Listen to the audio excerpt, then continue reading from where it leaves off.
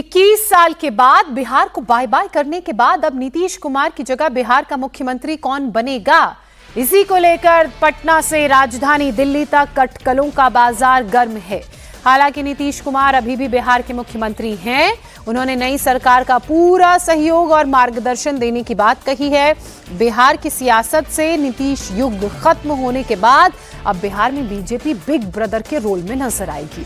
ये भी अब करीब करीब तय हो गया है कि बिहार में बीजेपी का ही मुख्यमंत्री बनेगा, लेकिन इसको लेकर कई सवाल हैं। पहला सवाल यह कि नीतीश कुमार कब इस्तीफा देंगे, फिर नई सरकार का गठन कब होगा, और तब तीसरा सवाल यह सामने आएगा कि मुख्यमंत्री बिहार का कौन होगा। हालांकि फिलहाल बीजेपी या जेडीयू का कोई नेता इस मुद्दे पर खुलकर बात तो नहीं कर रहा है, लेकिन अंदर खाने से चर्चाएं जो हैं वो लगातार जारी हैं और सब इन्हीं सवालों पर चर्चा कर रहे हैं।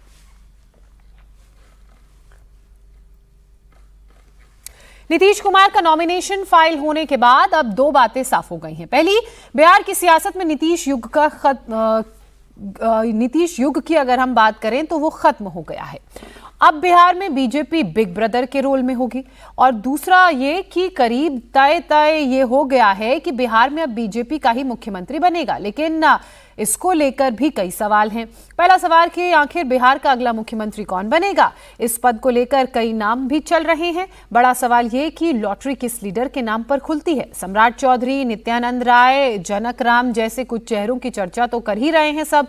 वहीं अपनी अपनी यूएसपी इन सब की है। सम्राट चौधरी की बात की जाए तो प्रदेश के डेप्यूटी सीएम हैं और प्रशासन का लंबा अनुभव उनका है। बीजेपी के भरोसेमंद हैं। पिछली सरकार में जो गृह विभाग नीतीश कुमार के पास था, इस बार जब इन्हें डेप्यूटी बनाया गया तो गृह विभाग की जिम्मेदारी इनको दी गई। हालांकि ऐसा पहले कभी हुआ नहीं है, इसीलिए इनके नाम की चर्चा भी है। सोशल इंजीनियरिंग के लिहाज से भी बिहार में सटीक बैठते हैं।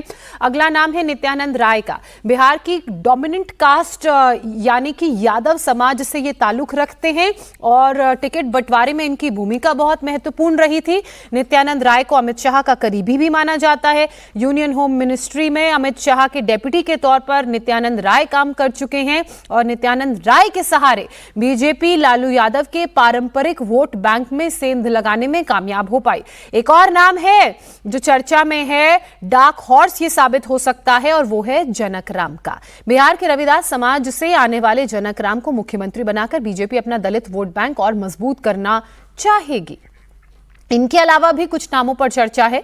इनमें मौजूदा मंत्री दिलीप जायसवाल का नाम है। जायसवाल वैश्य समाज से आते हैं। बीजेपी विधायक संजीव चौरसिया का नाम भी शामिल है। संजीव चौरसिया की बात की जाए तो पटना के दीघा विधानसभा क्षेत्र से विधायक हैं। खेल मंत्री श्रेयसी सिंह का नाम भी चर्चा में है और कहा यह भी जा रहा है कि किसी बैकवर्ड चेहरे को भी या महिला चेहरे पर भी बीजेपी दांव चल सकती है।